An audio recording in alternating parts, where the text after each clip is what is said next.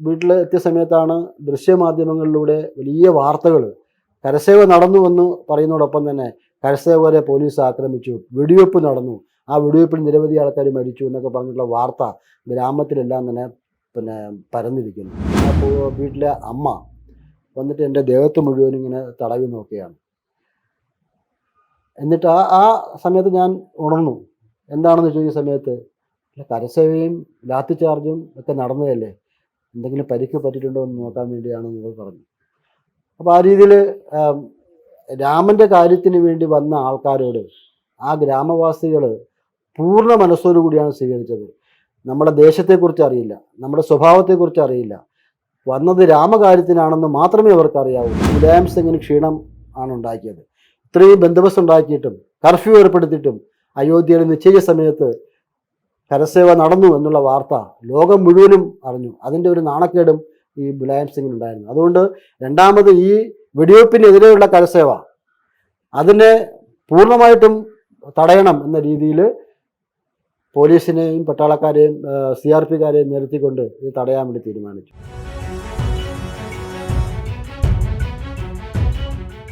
നമസ്കാരം. നൂറ്റാണ്ടുകളുടെ പോരാട്ടത്തിനൊടുവിലാണ് അയോധ്യ ശ്രീരാമ ജന്മഭൂമിയിൽ ഭവ്യ രാമമന്ദിരം ഉയരുന്നത്. പ്രാണപ്രതിഷ്ഠയ്ക്ക് ഇനി ദിവസങ്ങൾ മാത്രമാണ് ബാക്കി. രാജ്യം വലിയ ആവേശത്തിലാണ്.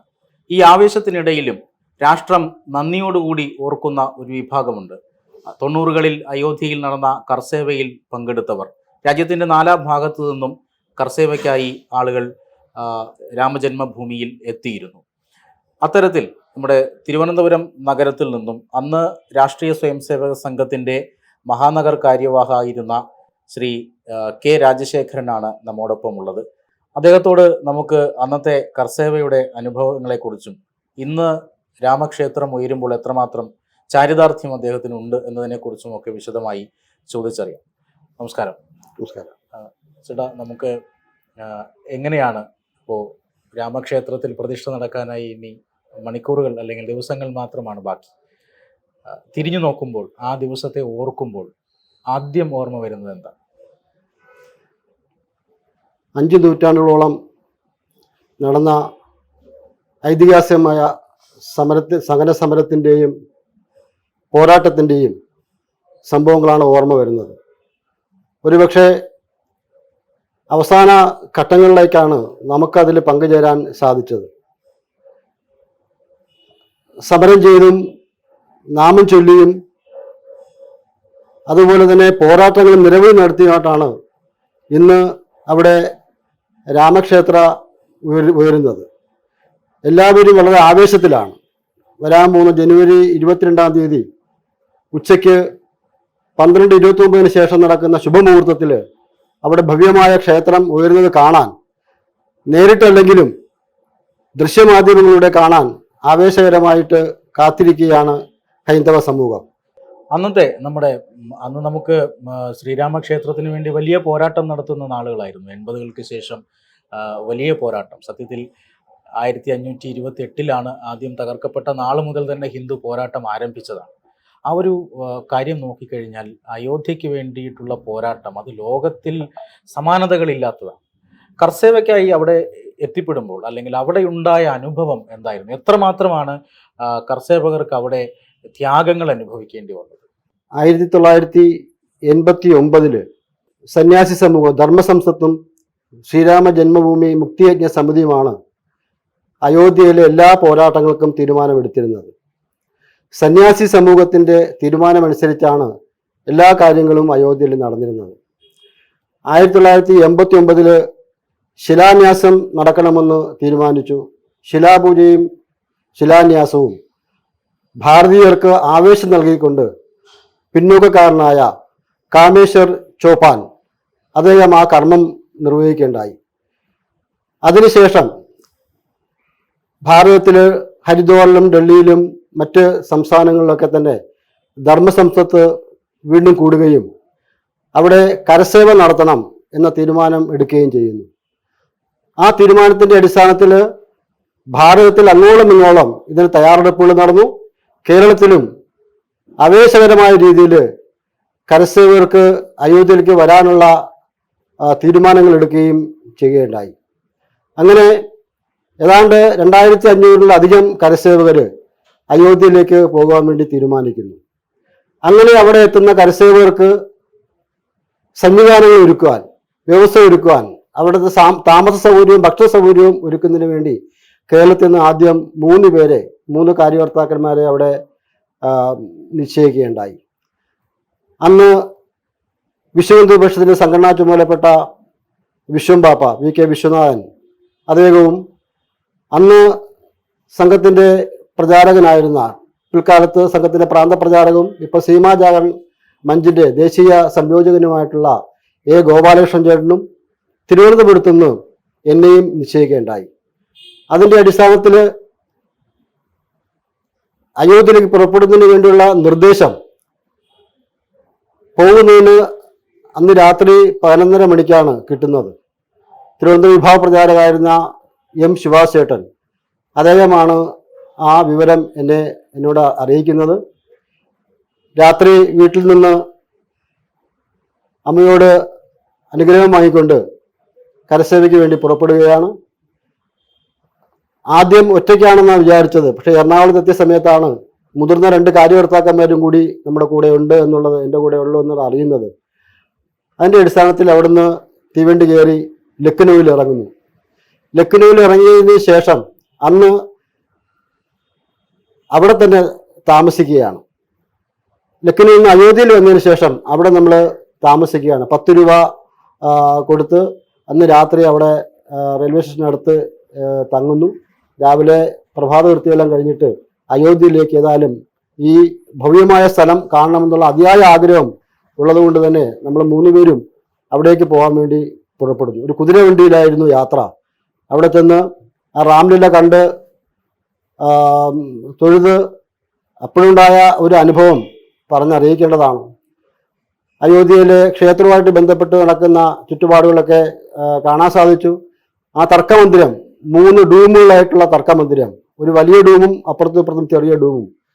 അങ്ങനെ അതിൻ്റെ നടുക്കത്തെ ഡൂമിലാണ് ഈ രാമലല വിഗ്രഹം സ്ഥാപിച്ചിട്ടുള്ളത്. ചെറിയ വിഗ്രഹമാണ്. അവിടെ തൊഴുതിട്ട് നമ്മൾ തിരിച്ച് ഇറങ്ങുകയാണ്. തിരിച്ചു വരുന്ന സമയത്ത് നമ്മുടെ വേഷവിധാനം കൊണ്ട് തികച്ചും ഉത്തരേന്ത്യക്കാരനല്ല, അല്ലെങ്കിൽ ഉത്തർപ്രദേശുകാരനല്ല എന്ന് മനസ്സിലാക്കിയ അവിടെ നിന്ന് ചില പോലീസ് ഉദ്യോഗസ്ഥന്മാർ മലയാളത്തിൽ നമ്മളോട് ചോദിച്ചു, നാട്ടുകാർ എവിടെയാണ് പോകുന്നത് എന്ന് ചോദിച്ചു. ആ സമയത്ത് ഈ വന്ന കാര്യം പറഞ്ഞപ്പോൾ ജയ് ശ്രീറാം എന്ന വിളിയോടുകൂടി നമ്മളെ അവർ അഭിവാദ്യം ചെയ്യുന്നു. അതിനുശേഷം നിശ്ചയിക്കപ്പെട്ട സ്ഥലത്ത് നമ്മൾ വരികയാണ്. സ്വാഭാവികമായിട്ടും പ്രത്യക്ഷത്തിൽ കേരളീയരാണ് എന്ന് മനസ്സിലാക്കുന്നത് കൊണ്ട് തന്നെ ശക്തമായ പോലീസ് നിരീക്ഷണം അവിടെ ഉണ്ടായിരുന്നു. പ്രത്യേകിച്ച് നമുക്കിതിൻ്റെ പശ്ചാത്തലം അറിയാം. ധർമ്മസംസപ്തും ശ്രീരാമ ജന്മഭൂമി സമിതിയും കരസേവ ഒക്ടോബർ 30 നടത്തുമെന്ന് പറഞ്ഞപ്പോൾ അന്ന് ഉത്തർപ്രദേശിലെ മുഖ്യമന്ത്രിയായിരുന്ന മുലായം സിംഗ് സർവശക്തി ഉപയോഗിച്ച് കരസേവ തടയും എന്ന് തീരുമാനിക്കുകയും ഒരു ഈച്ച പോലും കടക്കാത്ത രീതിയിലുള്ള വിപുലമായ സുരക്ഷാ സംവിധാനങ്ങൾ അവിടെ ഒരുക്കുകയും ചെയ്തു. സ്വാഭാവികമായിട്ടും നമ്മുടെ പ്രവർത്തന ശൈലി അനുസരിച്ച് നമ്മൾ എത്തപ്പെടേണ്ട സ്ഥലത്തെത്തി. അത് കഴിഞ്ഞിട്ട് സംഘത്തിൻ്റെ ഉത്തർപ്രദേശിലെ പ്രാന്തപ്രചാരകനും അതുപോലെ തന്നെ ഓർഗനൈസറുടെ ഒരു ഗോപാലകൃഷ്ണന്റെ പരിചയമുള്ള ഒരു കാര്യകർത്താവുണ്ട്, അദ്ദേഹത്തിൻ്റെ പേര് ഞാനിപ്പോൾ ഓർക്കുന്നില്ല. അവർ രണ്ടുപേരുടെ നിർദ്ദേശപ്രകാരം നമ്മൾ വേറൊരു ഗ്രാമത്തിലേക്ക് പോവുകയാണ്. അവിടെ ചെന്ന സമയത്താണ് നമ്മുടെ ദൗത്യം എന്താണ്, ചുമതല എന്താണെന്ന് അറിയാൻ സാധിക്കുന്നത്. അയോധ്യ സന്ദർശനത്തിന് ശേഷം ഗ്രാമങ്ങളിലെത്തുന്ന കരസേവകരെ കൊണ്ട് അയോധ്യയിലേക്ക് ചെല്ലുക എന്നുള്ളതാണ് നമ്മുടെ ദൗത്യം. അവരെ താമസിപ്പിക്കുന്നതിന് വേണ്ടി തയ്യാറാക്കിയിരിക്കുന്ന 3 ഗ്രാമങ്ങളായിരുന്നു. നിശ്ചയമായിട്ടും നമ്മൾ 3 പേരും പോകേണ്ട ഗ്രാമങ്ങളെക്കുറിച്ച് ചെറുതായിട്ട് വിശദീകരിച്ചുകൊണ്ട് അതിൻ്റെ നിർദ്ദേശങ്ങൾ തരുന്നു. അങ്ങനെ വിശ്വംപാപ്പ സനേതു എന്ന ഗ്രാമത്തിലും ഗോപാലകൃഷ്ണൻ പൂര ഫയൽമാൻ, അന്ന് ആ ഗ്രാമത്തിന്റെ പേര് പൂര ഫയൽമാൻ എന്നാണ്. ഒരുപക്ഷെ ഗുസ്തിക്കെല്ലാം പ്രാധാന്യമുള്ള പ്രദേശമായിരിക്കാം, ഗ്രാമമായിരിക്കാം. ഞാൻ നരിയാമ എന്ന ഗ്രാമത്തിലുമാണ് നിശ്ചയിച്ചത്. ഉത്തർപ്രദേശിലെ ഗ്രാമീണ അന്തരീക്ഷം, അതിൻ്റെ ഒരു സൗന്ദര്യം അത് എത്ര വർണ്ണിച്ചാലും പറയാൻ സാധിക്കില്ല. സാധാരണ ഞാൻ പോകേണ്ട നരിയാമ ഗ്രാമത്തിൽ കൊണ്ടുപോകാൻ ഒരു ഒരാളുണ്ടായിരുന്നു. അതുപോലെ മറ്റു 2 പേർക്കും 2 വ്യക്തികളുണ്ടായിരുന്നു. അവർ നേരെ നമ്മളെ ഗ്രാമത്തിലേക്ക് കൂട്ടിക്കൊണ്ടുപോവുകയാണ്. ഇതിനിടയിൽ തന്നെ ഉത്തരേന്ത്യക്കാരനായിട്ടാണ് അവിടെ ഉത്തർപ്രദേശിലെ ഒരാളായിട്ടാണ് അവിടെ ജീവിക്കേണ്ടത്. എന്നാൽ മാത്രമേ നമുക്ക് എല്ലാ കാര്യങ്ങളും ചെയ്യാൻ സാധിക്കുള്ളൂ, പോലീസിന്റെ നിരീക്ഷണത്തിൽ നിന്ന് രക്ഷപ്പെടാൻ സാധിക്കുകയുള്ളൂ എന്നുള്ളത് കൊണ്ട് വേഷം മാറാൻ വേണ്ടി തീരുമാനിക്കുന്നു.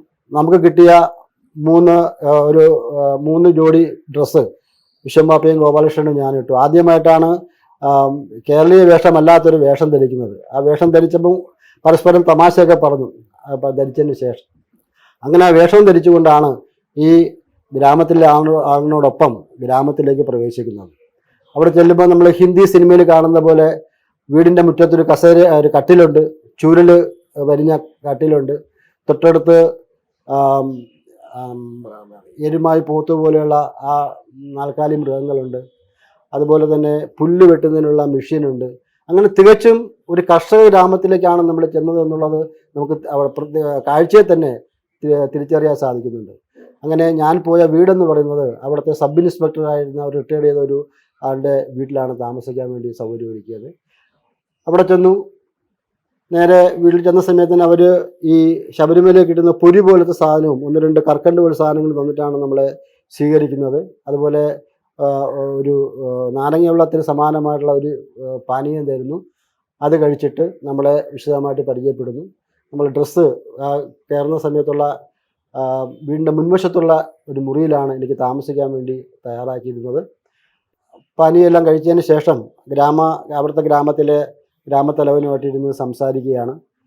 നമ്മുടെ കേരളത്തെക്കുറിച്ച് കാര്യമായിട്ട് അറിയാൻ അവർക്ക് ആഗ്രഹമുണ്ട്. കേരളത്തിലെ ചില തനിമയാർന്ന കാര്യങ്ങൾ അവരോട് പറയുന്നു. നമ്മുടെ ആഹാര രീതിയെക്കുറിച്ച് പറയുന്നു, വസ്ത്രധാരണത്തെക്കുറിച്ച് പറയുന്നു, ചില വിശേഷ കാര്യങ്ങളെക്കുറിച്ച് പറയുന്നു, ഇവിടുത്തെ ആരാധന കേന്ദ്രങ്ങളെക്കുറിച്ച് പറയുന്നു. അങ്ങനെ ഒരു അരമണിക്കൂറോളം അവരോട് പരസ്പരം സംസാരിക്കാൻ സാധിച്ചു. അവരും ഉത്തരേന്ത്യയിലെ പ്രത്യേകതകളെക്കുറിച്ച് പറഞ്ഞു. പ്രത്യേകിച്ച് ഉത്തരേന്ത്യക്കാർക്ക് ആ ഗ്രാമത്തിലെ ആൾക്കാർക്ക് ഈ കടലുള്ള നാട്ടിൽ നിന്ന് വന്നെന്ന് പറയുമ്പോൾ അവർക്ക് കേൾക്കാൻ ഭയങ്കര അത് വളരെ താല്പര്യം അവർക്ക് തോന്നി. കാര്യം കടൽ അവിടെ ഇല്ല. അതേപോലെ തന്നെ നാളികേരത്തെക്കുറിച്ച് പറഞ്ഞപ്പോൾ വളരെ താല്പര്യം തോന്നിയിരുന്നു. അവിടെ നാളികേരം ഇല്ല. അങ്ങനെ കേരളത്തിൻ്റെ തനിമയെക്കുറിച്ചൊക്കെ കണ്ട് അങ്ങനെ അന്നത്തെ ദിവസം പൂർത്തീകരിക്കുകയാണ്. പിറ്റേ ദിവസം നമ്മൾ തീരുമാനിച്ചതിൻ്റെ അടിസ്ഥാനത്തിൽ ഒരുമിച്ച് ഒരു സ്ഥലത്ത് കൂടാൻ വേണ്ടി നിശ്ചയിക്കുന്നു. അങ്ങനെ ഗോപാലകൃഷ്ണനും വിശ്വംപാപ്പയും ഞാനും ഒരുമിച്ച് 3 ഗ്രാമത്തിൽ നിന്ന് 3 സൈക്കിൾ സംഘടിപ്പിച്ചുകൊണ്ട് അയോധ്യയിലെ ഊടുവഴികളൊക്കെ കാണാൻ വേണ്ടി പോകുന്നു. അതിനുശേഷം തിരിച്ച് ഗ്രാമത്തിൽ വന്നു. ഇതിനിടയിലൊക്കെ സംഘടനാപരമായിട്ടുള്ള നിർദ്ദേശം നൽകുന്നതിനുള്ള വ്യവസ്ഥയുണ്ടായിരുന്നു. നമ്മുടെ നെറ്റ്വർക്ക് കാര്യമായിട്ട് പ്രവർത്തിച്ചിരുന്ന സന്ദർഭമായിരുന്നു. അതുകൊണ്ട് എന്ത് എവിടെ എപ്പോഴും ചെയ്യണം എന്നതിലേക്ക് നിർദ്ദേശം തന്നിരുന്നു. ഇത് അവിടെ നടക്കുന്ന സമയത്ത് പുറമേക്കുള്ള കാഴ്ച വിവരം എന്ന് പറയുന്നത് കരസേവകരായിട്ട് ഭാരതത്തിൻ്റെ പല ഭാഗങ്ങളിൽ വരുന്ന ആൾക്കാരെ പോലീസ് തടയും എന്നുള്ള വാർത്ത വരികയാണ്. കേരളത്തിൽ നിന്ന് എല്ലാ സ്ഥലങ്ങളിൽ നിന്നും കേരളത്തിൽ നിന്ന് പ്രതിജ്ഞ ചൊല്ലി വ്രതമെടുത്താണ് കരസേവകർ തയ്യാറായിട്ട് ട്രെയിനിൽ കയറുന്നത്. അതിനുശേഷം അവരവിടെ തടയുന്നു എന്നുള്ള വാർത്ത നമുക്ക് കിട്ടുന്നു. ഇതിനിടയിൽ ഗ്രാമത്തിൽ ഈ ഏതാണ്ട് ഒരു 1000-ഓളം കരസേവകരാണ് 3 ഗ്രാമങ്ങളിലും വരുമെന്ന് നമ്മൾ കണക്കൂട്ടിരുന്നത്. അവർക്ക് താമസിക്കാനുള്ള വ്യവസ്ഥ എന്ന് പറയുന്നത് വിശാലമായ മാവിൻ തോട്ടമാണ്. കാര്യം ചെറിയ ഒരു ടെൻറ്റ് പോലെ നമുക്ക് ദൂരെ നോക്കിയാൽ കാണാൻ സാധിക്കുന്ന തണൽ വളരെ കൂടുതൽ കിട്ടുന്ന ഒരു വിശാലമായ മാവിൻ തോട്ടത്തിലാണ് താമസ സൗകര്യം അറേഞ്ച് ചെയ്യുന്നത്. ഭക്ഷണത്തിൻ്റെ കാര്യം അവിടുത്തെ ഗ്രാമവാസികളെ ഒരുമിച്ച് കൂട്ടി അറിയാവുന്നതല്ലാത്ത ഹിന്ദിയിൽ അവരോട് കാര്യങ്ങൾ സംസാരിക്കുന്നു. ഇവിടെ വന്നവർക്ക് ചപ്പാത്തിയും കനലിലുണ്ടാക്കുന്ന ചപ്പാത്തിയും അതുപോലെ ഡാലും സബ്ജിയൊക്കെയാണ് അവർ തയ്യാറാക്കാൻ വേണ്ടി നിർദ്ദേശിക്കുന്നത്. വളരെ ആവേശകരമായിട്ടാണ് നമ്മളെ എതിരേൽക്കാൻ വേണ്ടി കരസേവകരെ എതിരേൽക്കാൻ വേണ്ടി ആ ഗ്രാമം മൊത്തത്തിൽ തയ്യാറായത്. പക്ഷേ നമുക്കതിനുള്ള അവസരം കിട്ടിയില്ല എന്നുള്ളതാണ് പറയേണ്ടത്. കാരണം പോലീസ് CRPയും റെയിൽവേ ഉദ്യോഗസ്ഥന്മാരും ഉത്തർപ്രദേശിലെ പോലീസും എല്ലാം തന്നെ നമ്മുടെ കരസേവകരെ ഝാൻസിയിൽ വെച്ച് തടയുകയാണ്. ഇതിനിടയിൽ എൻ്റെ ഗ്രാമത്തിൽ നടന്ന മറ്റൊരു സംഭവം, ഒരു ദിവസം അവിടുത്തെ മാർക്കറ്റ് കാണാൻ വേണ്ടി അവിടുത്തെ ഈ റിട്ടയർഡ് സബ് ഇൻസ്പെക്ടറും എന്നെ കൂട്ടിക്കൊണ്ടു പോവുകയാണ്. ആ ഗ്രാമത്തിൽ ആ മാർക്കറ്റ് വിശാലമായ മാർക്കറ്റാണ്. നമ്മൾ സാധാരണ ഈ സിനിമയിലെല്ലാം കാണുന്ന തരത്തിലുള്ള മാർക്കറ്റാണ്. കേരളത്തിലെ മാർക്കറ്റിൽ കെട്ടുമെട്ടൊന്നും ഇല്ലാത്തൊരു വിശാലമായ ഒരു മാർക്കറ്റാണ്. ആ മാർക്കറ്റിൽ നമ്മൾ ചെന്ന സമയത്ത് എങ്ങനെയോ പോലീസ് മണത്തെറിഞ്ഞിട്ട് ആ മാർക്കറ്റ് വളയുകയാണ്. പക്ഷേ ഈ സബ് ഇൻസ്പെക്ടർ അദ്ദേഹം ആയിരുന്നുകൊണ്ട് അത് മണത്തറിഞ്ഞിട്ട് വളരെ പെട്ടെന്ന് തന്നെ എന്നെ അവിടെ നിന്ന് രക്ഷപ്പെടുത്തി ഗ്രാമത്തിൽ ഈ താമസിക്കുന്ന സ്ഥലത്ത് കൊണ്ടുവരികയാണ്. അത് വാർത്ത അങ്ങ് പരന്നു. അപ്പോൾ സ്വാഭാവികമായിട്ടും അന്ന് രാത്രി വീട് റൈഡ് ചെയ്യും എന്നുള്ള വാർത്ത നമുക്ക് കിട്ടിയത്. ഇതേ പോലീസ് ഉദ്യോഗസ്ഥനായിരുന്നുകൊണ്ട് വിവരങ്ങൾ കിട്ടുമല്ലോ. അപ്പോൾ സ്വാഭാവികമായിട്ടും വീട് പോലീസ് റൈഡ് ചെയ്ത് കഴിഞ്ഞാൽ നിശ്ചയമായിട്ടും നമ്മൾ അറസ്റ്റ് ചെയ്യുക എന്നുള്ളത് ഉറപ്പാണ്. കാരണം നമുക്ക് ഓടി ഒളിക്കാനൊന്നും സ്ഥലമില്ല.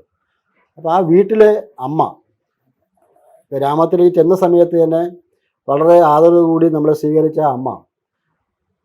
അമ്മയും ഈ പോലീസ് സബ് ഇൻസ്പെക്ടറും കൂടി തീരുമാനിച്ചു, ഇന്ന് രാത്രി ഈ മുറിയിൽ കിടന്നു കഴിഞ്ഞാൽ പോലീസ് പിടിക്കും എന്നുള്ള ഉറപ്പാണ്.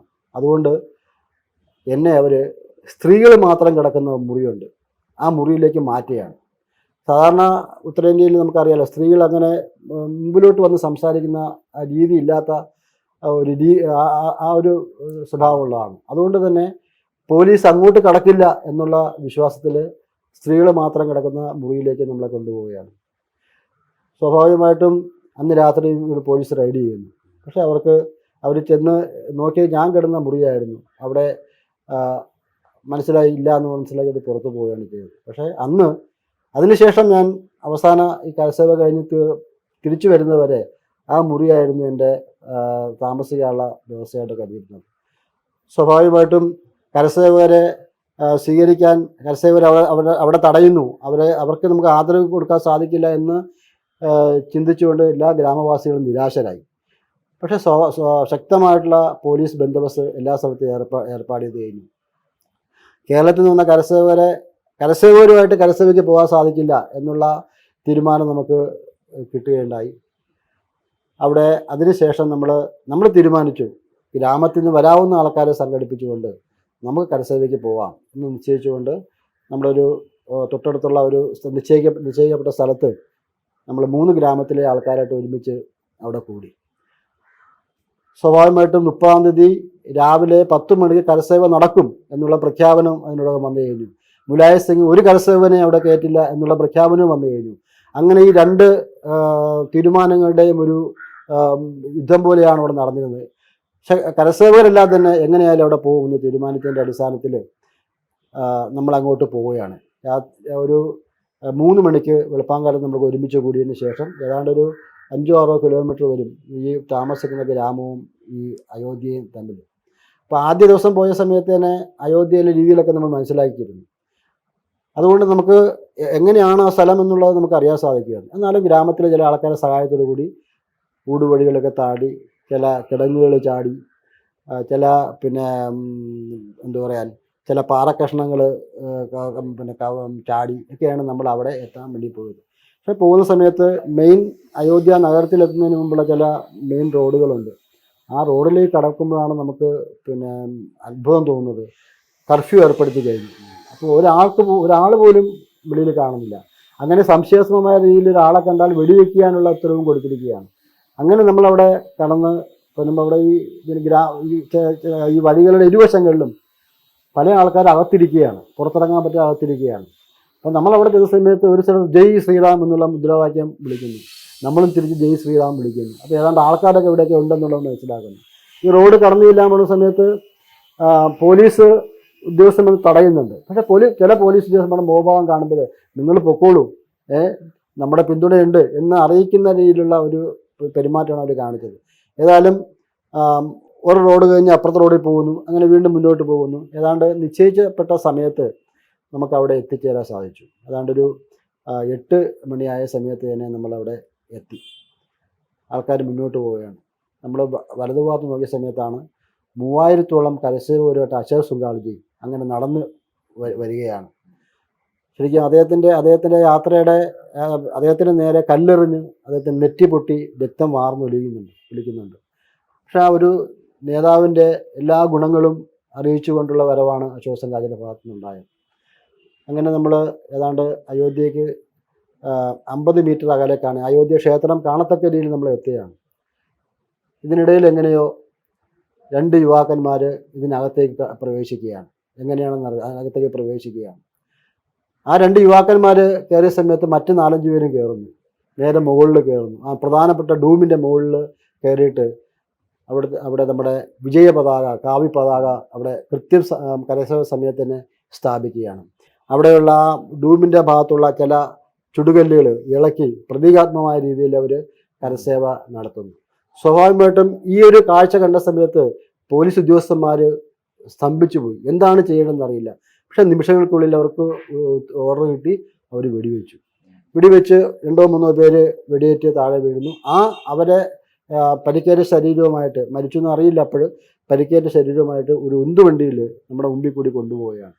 പക്ഷേ കരസേവ നടന്നു എന്നുള്ള ഒരു തീരുമാനത്തിൻ്റെ അടിസ്ഥാനത്തിൽ നമ്മളെല്ലാവരോടും പിരിഞ്ഞു പോകാൻ വേണ്ടി പറയുകയാണ്. അങ്ങനെ തിരിച്ച് നമ്മളെല്ലാവരും അവരവരുടെ ഗ്രാമത്തിലേക്ക് നമ്മൾ പോകുന്നു. പക്ഷേ വീട്ടിൽ എത്തിയ സമയത്താണ് ദൃശ്യമാധ്യമങ്ങളിലൂടെ വലിയ വാർത്തകൾ കരസേവ നടന്നു എന്ന് പറയുന്നതോടൊപ്പം തന്നെ കരസേവകരെ പോലീസ് ആക്രമിച്ചു, വെടിവെപ്പ് നടന്നു, ആ വെടിവെപ്പിൽ നിരവധി ആൾക്കാർ മരിച്ചു എന്നൊക്കെ പറഞ്ഞിട്ടുള്ള വാർത്ത ഗ്രാമത്തിലെല്ലാം തന്നെ പരന്നിരിക്കുന്നു. നമ്മളിവിടെ ഞാൻ താമസിച്ച ഗ്രാമത്തിൽ ഞാൻ പോയി. നേരെ എന്നെ ആ നിശ്ചയിക്കപ്പെട്ട മുറിയിൽ ഞാൻ പോയി കിടന്നു. ക്ഷീണം കൊണ്ട് പെട്ടെന്ന് ഉറങ്ങിപ്പോയി. ആ സമയത്തുണ്ടായ ഒരു അനുഭവം ഇപ്പോഴും അത് പറയുമ്പോൾ തന്നെ ഒരു വൈകാരികമായിട്ട് എനിക്കത് തോന്നുന്നുണ്ട്. അപ്പോഴാ അല്പം മയങ്ങിയ സമയത്ത് തന്നെ ആ വീട്ടിലെ അമ്മ വന്നിട്ട് എൻ്റെ ദേഹത്ത് മുഴുവനും ഇങ്ങനെ തടവി നോക്കുകയാണ്. എന്നിട്ട് ആ സമയത്ത് ഞാൻ ഉണർന്നു.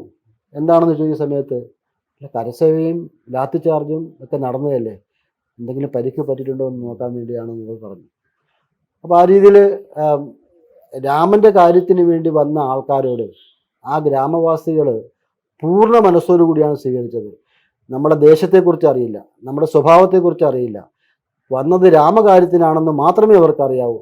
അങ്ങനെയുള്ള കരസേവകരെ വീട്ടിനകത്ത് താമസിപ്പിക്കുവാനൊക്കെ തയ്യാറായ അവരുടെ മനസ്സ് രാമനോടുള്ള വൈകാരികതയാണ് വിളിച്ചറിയിക്കുന്നത്. അതിനുശേഷം ഈ വാർത്ത വന്നതിന് ശേഷം കരസേവകരെ വെടിവെപ്പ് നടത്തി കരസേവകർ മരിച്ചു എന്നുള്ള സ്ഥിതി വന്ന സമയത്ത് ധർമ്മസംസദ് തീരുമാനിച്ചു ഒക്ടോബർ മാസം 3-ാം തീയതി വീണ്ടും കരസേവയ്ക്ക് പോകണം എന്ന് തീരുമാനിച്ചു. അങ്ങനെ എല്ലാ ആ സമയത്ത് നിരവധി കരസേവകർ ഈ വലിയ വലിയ ആശ്രമങ്ങൾ, അഗാഡ പോലുള്ള ആശ്രമങ്ങളിൽ തങ്ങിയിരിക്കുന്നു. നേരെ അയോധ്യയിലേക്ക് വീണ്ടും കരസേവയ്ക്ക് വേണ്ടി പോകാൻ പോവുകയാണ്. അങ്ങനെ മണിറാം ചാവ്നി എന്ന ആശ്രമത്തിൽ നമ്മൾ ഒരുമിച്ച് കൂടുന്നു. അവിടുന്ന് നേരെ കരസേവയ്ക്ക് പോകുന്നു. അപ്പോൾ എണ്ണം കൂടി 10,000-കണക്കിന് കരസേവകരായി കഴിഞ്ഞു അവിടേക്ക്. അങ്ങനെ പോയ സമയത്ത് ആദ്യം കരസേവ നടന്നു എന്നുള്ള ആ ഒരു വാർത്ത മുലായം സിംഗിന് ക്ഷീണം ആണ് ഉണ്ടാക്കിയത്. ഇത്രയും ബന്ദോബസ്ത് ഉണ്ടാക്കിയിട്ടും കർഫ്യൂ ഏർപ്പെടുത്തിയിട്ടും അയോധ്യയുടെ നിശ്ചയ സമയത്ത് കരസേവ നടന്നു എന്നുള്ള വാർത്ത ലോകം മുഴുവനും അറിഞ്ഞു. അതിൻ്റെ ഒരു നാണക്കേടും ഈ മുലായം സിംഗിനുണ്ടായിരുന്നു. അതുകൊണ്ട് രണ്ടാമത് ഈ വെടിവെപ്പിനെതിരെയുള്ള കരസേവ അതിനെ പൂർണ്ണമായിട്ടും തടയണം എന്ന രീതിയിൽ പോലീസിനെയും പട്ടാളക്കാരെയും CRP-കാരെയും നിർത്തിക്കൊണ്ട് ഇത് തടയാൻ വേണ്ടി തീരുമാനിച്ചു. 10,000-ങ്ങൾ അശോക് സംഘാൽ നേതൃത്വത്തിൽ കരസേവയ്ക്ക് വേണ്ടി പോവുകയാണ്. ആ ഒരു കരസേവ സമരത്തെ തടഞ്ഞു നിർത്തുന്ന സമയത്ത് ഒരു യുവാവ് നമ്മുടെ ഈ ആൾക്കാരുടെ നിന്ന് മുമ്പിലോട്ട് പ്രവേശിക്കുകയാണ്. അയാളെ പോലീസ് വെടിവെച്ച് അവിടെ മരിച്ചു വീഴുന്നു. ഇത് കണ്ടറിഞ്ഞ മറ്റൊരാൾ വീണ്ടും നേരെ മുമ്പിൽ വരുന്നു, അയാളെയും വെടിവെച്ചിടുന്നു. ആ 2 പേരാണ് പിൽക്കാലത്ത് കോത്താരി സഹോദരന്മാരെന്ന പേരിൽ അറിയപ്പെട്ടതും. ഇന്നും പത്രത്തിലൊക്കെ അതിനെക്കുറിച്ചുള്ള വാർത്തയുണ്ട്. അവരെ ഫോട്ടോയ്ക്ക് മുമ്പിൽ ഈ അയോധ്യയിൽ പോകേണ്ട ഇൻവിറ്റേഷൻ കാണിച്ചുകൊണ്ടിരിക്കുന്ന ഒരു ഫോട്ടോ ഈ കോത്താരി സഹോദരന്മാരുടെ സഹോദരി അത് കാണുകയുണ്ടായി. അപ്പം അങ്ങനെ കോത്താരി സഹോദരന്മാർ ഉൾപ്പെടെ ആ ഒരു വെടിവെപ്പ് എന്ന് പറയുന്നത് വിവരിക്കാൻ പറ്റാത്ത തരത്തിലായിരുന്നു. ക്രൂരമായ വെടിവെപ്പായിരുന്നു, മൃഗീയമായ വെടിവെപ്പായിരുന്നു. 100-കണക്കിന് കരസേവകർ പിടഞ്ഞ് വീഴുകയുണ്ടായി. അയോധ്യ സരയൂർ നദിയിലൂടെ നിരവധി ശവശരീരങ്ങൾ ഒഴുകി നടക്കുകയായിരുന്നു. അത് ഒരുപക്ഷെ ഈ കരസേവയുമായിട്ട് ബന്ധപ്പെട്ട് പറയുമ്പോൾ, അല്ലെങ്കിൽ അയോധ്യ നടന്ന സമരത്തെക്കുറിച്ച് പറയുമ്പോൾ എടുത്തു പറയേണ്ട ഒരു വൈകാരികമായിട്ടുള്ള ഒരു കാര്യമായിരുന്നു അത്. 100-കണക്കിന് കരസേവകരാണെന്ന് വീരമൃത്യു വരിച്ചത് രാമൻ്റെ കാര്യത്തിന് വേണ്ടി. അപ്പോൾ അത് കഴിഞ്ഞതിന് ശേഷം തിരിച്ച് നമുക്ക് നിർദ്ദേശം കിട്ടിയതിൻ്റെ അടിസ്ഥാനത്തിൽ നമ്മൾ തിരിച്ച് ഗ്രാമങ്ങളിലേക്ക് വന്നിട്ട് അയോധ്യയിലേക്ക് എത്തി. അവിടുന്ന് ട്രെയിൻ കയറി നമ്മൾ തിരിച്ച് വരികയാണ് ചെയ്യുന്നത്. 3-ാം തീയതി നടന്ന കരസേവയുമായിട്ട് ബന്ധപ്പെട്ട് നടന്ന വെടിവെപ്പ് ശരിക്കും അത് ഭയാനകമായിരുന്നു. ആ വെടിവെപ്പ് എന്ന് പറയുന്നത് ക്രൂരമായിരുന്നു. നേരത്തെ സൂചിപ്പിച്ചു, ക്രൂരമായിരുന്നു. സരയൂ നദിയിൽ കൂടി രക്ഷപ്പെടാൻ ശ്രമിച്ച കരസേവകരെ നിഷ്ക്രൂരമായിട്ട് വെടിവെക്കുകയുണ്ടായി. മുള്ളുവേലികൾക്ക് സമീപം വന്ന കരസേവകരെ വെടിവെക്കുകയുണ്ടായി. അതുപോലെ വൈദ്യുതി കടത്തിവിട്ട്, വെള്ളത്തിലൂടെ കടത്തിവിട്ട് അങ്ങനെ വെള്ളം ചവിട്ടുന്ന സമയത്ത് കരസേവകരെ മരണപ്പെട്ടിട്ടുണ്ട്. അങ്ങനെ പല രീതിയിലുള്ള മാർഗങ്ങൾ ഉപയോഗിച്ചുകൊണ്ട് കരസേവകരെ ഉന്മൂലനം ചെയ്യുക എന്നുള്ള ഉദ്ദേശത്തോടു കൂടി മുലായം സിംഗിനെ പ്രീതിപ്പെടുത്തുന്നതിന് വേണ്ടിയുള്ള ശ്രമമാണ് ആ CRP ഉദ്യോഗസ്ഥന്മാർ, പട്ടാളക്കാർ, പോലീസ് ഉദ്യോഗസ്ഥന്മാർ നടത്തിയത്. അപ്പോൾ അതിൻ്റെയൊക്കെ ഒരു പരിണിത ഫലം എന്ന് പറയുന്നത് 10,000-കണക്കിന് ആൾക്കാർ കേവലം രാമഭക്തന്മാരായിരുന്നു എന്നുള്ളത് മാത്രമല്ല, ഈ കാര്യത്തിന് വേണ്ടി സർവസ്വവും ഉപേക്ഷിച്ച് അവരും ഈ ഒരു പ്രക്ഷോഭ കാര്യങ്ങൾക്ക് വേണ്ടി മുന്നിട്ട് വരികയാണ് ചെയ്തത്. എത്രമാത്രം ഗ്രാമവാസികൾക്ക്, അയോധ്യ നിവാസികൾക്ക് മുലായം സിംഗിനോട് ശത്രുതയുണ്ടായിരുന്നു എന്ന് അറിയാൻ വേണ്ടി അവിടെ ഈ നാൽക്കാലിയും ഈ കഴുത പോലെയുള്ള മൃഗങ്ങൾ പോകുന്ന സമയത്ത് അതിലവർ കരി ഉപയോഗിച്ചും കളർ ഉപയോഗിച്ചും മുലായം സിംഗ് എന്ന് എഴുതി വയ്ക്കുകയുണ്ടായി. അവരുടെ പ്രതിഷേധം അങ്ങനെയൊക്കെ അവർക്ക് രേഖപ്പെടുത്താൻ സാധിച്ചിരുന്നുള്ളൂ. കാര്യം ഭരണം നടത്തുന്നത് മുലായം സിംഗ് ആയിരുന്നു. ആ രീതിയിൽ എത്രമാത്രം വൈകാര്യപരമായിട്ടാണ് അവർ പ്രതികരിച്ചതെന്ന് തൊട്ടടുത്ത തെരഞ്ഞെടുപ്പിൽ കാണാനും സാധിച്ചു. അയോധ്യ മുഴുവനും നമുക്കറിയാം, രാഷ്ട്രീയം ഇതിൽ പറയുന്നില്ല, അയോധ്യ ആരുടെ കയ്യിലായിരുന്നു, പിന്നെ എങ്ങനെയാണ് മാറിയത് എന്നതിനെക്കുറിച്ച് അറിയാം. അങ്ങനെ അയോധ്യ മുഴുവനും രാമകാര്യത്തിന് വേണ്ടി സജ്ജമായി എന്നതാണ് പറയാനുള്ളത്. അവിടെ വരുന്ന ആൾക്കാർക്ക് താമസിക്കാനും ആഹാരം തരാനും മറ്റ് സൗകര്യങ്ങൾ ഒരുക്കാനും എല്ലാം തന്നെ ഗ്രാമവാസികളാണ് തയ്യാറായത്. നമ്മൾ ശരിക്കും അവരുടെ ചില കാര്യങ്ങൾ പറയാൻ മാത്രമാണ് പോയെങ്കിലും ഗ്രാമവാസികളെല്ലാം തന്നെ തയ്യാറായിരുന്നു. പോലീസ് ഒരു സ്ഥലത്ത് നിന്ന് രക്ഷപ്പെടുത്തി കൊണ്ടുവന്നത് ഗ്രാമവാസികളാണ്. അവർ രാമഭക്തരെ, കരസേവകരെ ഒരു കാരണവശാലും പോലീസിന് വിട്ടുകൊടുക്കാൻ തയ്യാറല്ല എന്ന് തീരുമാനമെടുത്തതുപോലെയാണ് അവർ പെരുമാറിയിരുന്നത്. അതെല്ലാം നമുക്ക് നമ്മുടെ അനുഭവത്തിൽ നമുക്ക് ബോധ്യപ്പെടുകയും ഉണ്ടായി. അതായത് ഈ പുറപ്പെടുന്നതിന് മണിക്കൂറുകൾക്ക് മുമ്പാണ് സംഘം നിർദ്ദേശം നൽകുന്നത് കർസേവയ്ക്ക് പോകണമെന്നുള്ളത്. തീർച്ചയായും സ്വയം സേവകർ അങ്ങനെയാണ്. സംഘത്തിൽ നിന്നുള്ള ആജ്ഞ കിട്ടിക്കഴിഞ്ഞാൽ പിന്നീട് സമയം കളയാറില്ല. എന്തൊക്കെ തയ്യാറെടുപ്പുകളാണ് ചുരുങ്ങിയ സമയത്തിനുള്ളിൽ നടത്തിയത്? ഈ എത്ര ദിവസം തങ്ങേണ്ടി വരും, അങ്ങനെ എന്തെങ്കിലും സൂചന ഉണ്ടായിരുന്നു? അങ്ങനെയൊന്നും ഒരു സൂചനയും കിട്ടിയിരുന്നില്ല. ഒരു തയ്യാറെടുപ്പും നടത്തിയില്ല. കിട്ടിയ നിർദ്ദേശം പാലിക്കുക എന്നതല്ലാതെ വേറെ ഒരു മുന്നൊരുക്കവും അതിനുള്ള സമയമില്ല. മുന്നൊരുക്കം നടത്തണം എന്നുള്ള ഒരു താല്പര്യവുമില്ല. അങ്ങനെ സംഘനിർദ്ദേശം പാലിക്കുക എന്നുള്ള ആ ഒരു തീരുമാനത്തിലാണ് നമ്മൾ ഇറങ്ങിപ്പുറപ്പെടുന്നത്. ശരിക്കും നമ്മൾ 11:30 മണിക്ക് വരുന്നു, 12 മണിക്ക് അവിടെ നിന്ന് നമ്മൾ യാത്ര തിരിക്കുകയാണ് ചെയ്തത്. എല്ലാവരും അങ്ങനെയായിരുന്നു. അപ്പം വളരെ അവിടെ വരുന്ന കരസേവകർക്ക് സൗകര്യങ്ങൾ ഒരുക്കാൻ ഒരാഴ്ച മുമ്പ് തന്നെ അവിടെ ചെല്ലണം എന്നുള്ള നിർദ്ദേശത്തിലാണ്. കാരണം ഈ ശക്തമായ ഈ പ്രതിരോധം തീർക്കാൻ മുലായം സിംഗ് തീരുമാനിച്ചതോടുകൂടി അതിനെ നേരിടാനുള്ള തീരുമാനം നമ്മുടെ മറുഭാഗത്തു നിന്നും ഉണ്ടായിരുന്നു. അതിൻ്റെ അടിസ്ഥാനത്തിലാണ് കാലേക്കുട്ടി അയോധ്യയിൽ പോകാനൊക്കെ നമ്മൾ തയ്യാറായത്.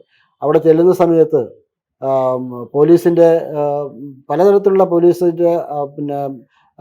പോലീസ് പിടിക്കുമോ എന്നുള്ള സ്ഥിതി വന്ന സമയത്തും അവിടെ നിന്നൊക്കെ രക്ഷപ്പെട്ട് നമുക്ക് പോകാൻ സാധിച്ചത് ഒന്ന് ചെയ്യാൻ പോകുന്ന കാര്യം ഈശ്വരീയ കാര്യമായതുകൊണ്ടും രണ്ടാമത് ഗ്രാമവാസികളുടെ പിന്തുണയും കൊണ്ടും മാത്രമാണ്. അങ്ങനെയാണ് നമുക്ക് മുന്നോട്ട് പോകാൻ സാധിച്ചത്. അതിൻ്റെ എത്ര ദിവസം അവിടെ ഉണ്ടായിരുന്നു ആ ഘട്ടത്തിൽ? അവിടെ ഒരു 10 ദിവസം, 2 ആഴ്ച ഉണ്ടായിരുന്നു. 2 ആഴ്ചക്കകത്തുണ്ടായിരുന്നു. 7-8 ദിവസത്തിനുള്ളിലാണ് നമ്മളവിടെ എത്തേണ്ടത്. അതുകൊണ്ട് ആദ്യം അയോധ്യയിൽ പോയതിനു ശേഷമാണ് നമ്മൾ ഈ പ്രദേശത്തേക്ക് പോകുന്നത്. കുതിരവണ്ടിയും സൈക്കിൾ റിക്ഷയൊക്കെ ഉപയോഗിച്ചിട്ടാണ് നമ്മൾ പോയത്. മറ്റു വാഹനങ്ങൾ ഉപയോഗിക്കാനുള്ള സാഹചര്യമില്ലായിരുന്നു. അങ്ങനെ ഉപയോഗിച്ച് കഴിഞ്ഞാൽ പിടിക്കപ്പെടും എന്നുള്ളതുകൊണ്ട് നമ്മൾ അതുപോലെ അവിടെ പോയ സമയത്ത് നമുക്ക് കിട്ടിയ നിർദ്ദേശം ടാറ്റയിലെ ജീവനക്കാരാണ്. പോലീസ് പിടിച്ചാലും മറ്റാര് തടഞ്ഞു നിർത്തി ചോദിച്ചാലും പറയേണ്ടത് ടാറ്റയിലെ ജീവനക്കാരാണ്. ആ ജീവനക്കാരെന്നില്ല നമ്മുടെ വേഷം അതിനോടൊപ്പം തന്നെ മാറിക്കഴിഞ്ഞു. അതുകൊണ്ട് നമുക്കത് പറയാനും ചില സ്ഥലങ്ങളിൽ അത് പറഞ്ഞ് നമുക്ക് മുന്നോട്ട് പോകാനും സാധിച്ചു. പിന്നെ ഈ പോലീസ് ഉദ്യോഗസ്ഥന്മാരെല്ലാവരും അതിൽ വളരെ ന്യൂനപക്ഷം മാത്രമായിരുന്നു മുലായം സിംഗിൻ്റെ അഭിപ്രായത്തിൽ യോജിച്ചിരുന്നത്. ബാക്കിയെല്ലാം രാമഭക്തരുടെ കൂടെ ആയിരുന്നു. ധർമ്മസംഘത്തിൻ്റെ തീരുമാനത്തിനോടൊപ്പമായിരുന്നു. അതുകൊണ്ട് നമുക്ക് പോലീസുമായിട്ട് നേരിടേണ്ടി വന്നില്ല. പക്ഷേ പോലീസ് വെടിവെക്കാൻ തീരുമാനിച്ചുകൊണ്ട് വെടിയേൽക്കേണ്ടി വന്നു മാത്രമേ ഉള്ളൂ. പക്ഷേ പോലീസ് മറ്റ് തടസ്സങ്ങളൊന്നും ഉണ്ടാക്കിയിരുന്നില്ല. ഈ തർക്കമന്ദിരം പൂർണ്ണമായി തകർക്കപ്പെടുന്നത് ഇനിയും 2 വർഷങ്ങൾക്ക് ശേഷമാണ്. അതെ അതെ, അത് 1992 കരസേവയാണ്. അത് വീണ്ടും ധർമ്മസംതൃപ്തി തീരുമാനിച്ചു, കരസേവ നടത്താൻ വേണ്ടി തീരുമാനിച്ചു. അതിനോടൊപ്പം തന്നെ ഭരണമാറ്റം ഉത്തർപ്രദേശിൽ വന്നു കഴിഞ്ഞിരിക്കുന്നു. സ്വാഭാവികമായിട്ടും 10,000-കണക്കിന് കരസേവകർ അവിടെ എത്തി. ആ സംഭവത്തെക്കുറിച്ച് നേരിട്ട് അനുഭവമില്ലെങ്കിലും പറഞ്ഞു കേട്ട അനുസരിച്ചാണെങ്കിൽ അശോക് സിംഗാർജിയുടെയും നമ്മുടെ സംഘത്തിൻ്റെ സർക്കാർ ശേഷാദ്രിജിയുടെയും വിനയ് കത്തിയാർ പോലുള്ള കാര്യകർത്താക്കന്മാരൊക്കെ നിറഞ്ഞു നിൽക്കുന്ന ഒരു വേദിയായിരുന്നു. അവിടുന്ന് കുറച്ച് ആൾക്കാർ ആ ഡൂമിൻ്റെ തർക്കമന്ദിരത്തിൻ്റെ മുകളിൽ കയറിയ സമയത്ത് നിർദ്ദേശം കൊടുക്കുന്നു ഇറങ്ങാൻ.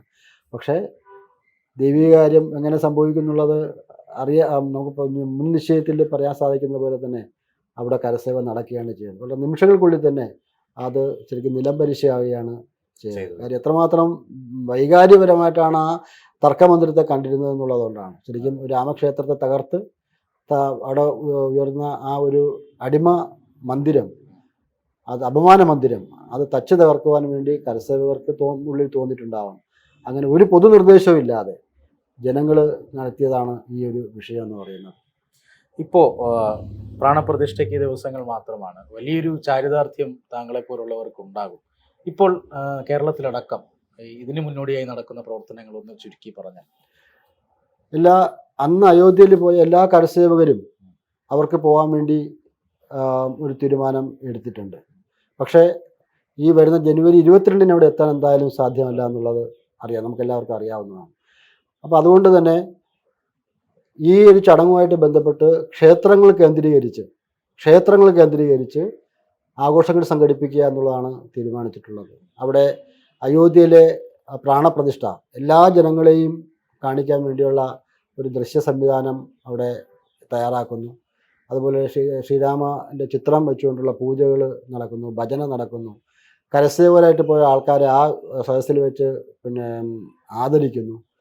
അതേപോലെ പ്രസാദ വിതരണം നടത്തുന്നു, രാമായണ പ്രഭാഷണത്തെക്കുറിച്ച് പറയുന്നു, അന്നദാനം നടത്തുന്നു. അങ്ങനെ അയോധ്യയിലേക്ക് ഒരു സമയത്ത് കരസേവകർ പോവുകയുണ്ടായി.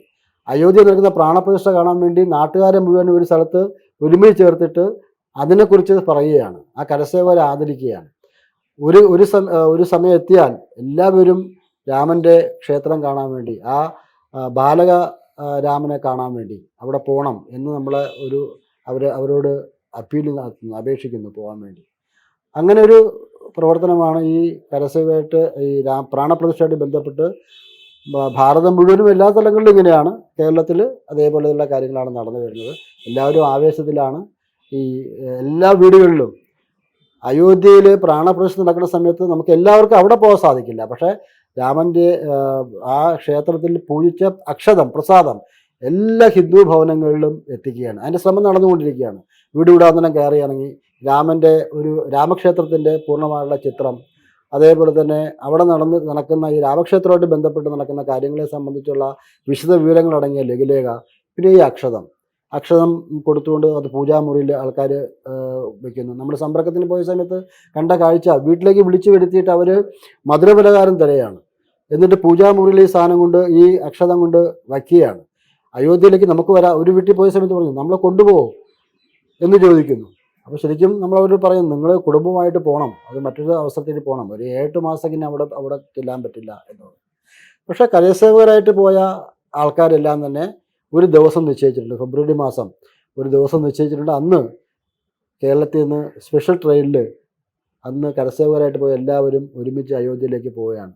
നേരിട്ട് നമ്മൾ പോയ സ്ഥലം അന്ന് ആ കാഴ്ച വർണ്ണനീയമായിരിക്കും. കാര്യം ചെറിയൊരു തർക്കമന്ദിരം പോലെ കണ്ട സ്ഥലത്ത്, ഒരു ചെറിയ രാമൻ്റെ വിഗ്രഹം ആ രാമലീല കണ്ട സ്ഥലത്ത്, ഭവ്യക്ഷേത്രം വിശാലമായ സ്ഥലത്ത് കെട്ടിപ്പൊക്കിയിരിക്കുന്നു. അത് കാണാനുള്ള ഭാഗ്യം കിട്ടുകയെന്ന് വെച്ചാൽ അതൊരു സുഹൃതമാണ്. അത് സംഘസുഹൃതമാണ്. രാഷ്ട്രീയ സ്വയം സംഘത്തിൽ പ്രവർത്തിക്കാൻ വന്നുകൊണ്ടാണ് ഈ കാര്യങ്ങളൊക്കെ നമുക്ക് ചെയ്യാൻ സാധിച്ചതെന്നുള്ള അഭിമാനവും മനസ്സിലുണ്ട്. ഈ ഇന്ത്യ ഒട്ടുക്കുമുള്ള കർഷകർ ഒരു ദിവസം ഒരുമിച്ച് വരുമെന്നാണ്? അല്ല, ഓരോ സംസ്ഥാനത്തിനും ഓരോ തീയതി കൊടുത്തിട്ടുണ്ട്. നമുക്ക് തന്നിട്ടുള്ള തീയതിയിൽ നമ്മൾ അവിടെ പോകും. അത് അടുത്ത മാസം നമ്മൾ പോകുന്നുണ്ട്. എല്ലാവർക്കും അവിടെ പോകാൻ സാധ്യമല്ല. കാര്യം ഈ കരസേവകർക്ക് മാത്രം ദർശനം പറ്റില്ലല്ലോ, ബാക്കിയുള്ള ആൾക്കാർക്കും ചെയ്യണമല്ലോ. അതെ. അപ്പോൾ ആ രീതിയിൽ അവിടെ ലക്ഷാവധി ആൾക്കാർ വന്നുകൊണ്ടിരിക്കുകയാണല്ലോ. അപ്പോൾ ആ രീതിയിൽ നമുക്കുള്ള സൗകര്യം എന്ന നിലയിൽ കരസേവകരെ ആ ഒരു ജീവത്യാഗത്തെയും കരസേവകരുടെ പ്രവർത്തനത്തെ അംഗീകരിച്ചുകൊണ്ട് അതെല്ലാം ക്ഷണിച്ചിരിക്കുകയാണ്. എന്തായാലും ഒരു കൂട്ടം ചോദ്യങ്ങളുമായിട്ടാണ് ഞാനിവിടെ വന്നത്. പക്ഷേ രാജേട്ടൻ ഇപ്പോൾ പറയുന്നത് പോലെ കഥകൾ, ആ കഥ അല്ലെങ്കിൽ ആ അനുഭവ സമ്പത്ത് ഒരു അടുക്കോടുകൂടി നമുക്ക് വിവരിച്ചു തന്നു. അതുകൊണ്ട് തന്നെ ചോദ്യങ്ങളുടെ ആവശ്യം വന്നില്ല. ആ അനുഭവ സമ്പത്ത് പ്രേക്ഷകരിലേക്ക് എത്തിക്കാൻ കഴിഞ്ഞതിൽ തത്വമയിക്ക് ചാരിതാർത്ഥ്യമുണ്ട്. നമ്മോടൊപ്പം ഇത്തിരി സമയം ചെലവഴിച്ച താങ്കൾക്ക് എല്ലാവിധ നന്ദിയും ആശംസകളും അറിയിക്കുന്നു. നമസ്കാരം. ജയ് ശ്രീറാം. ജയ് ശ്രീറാം.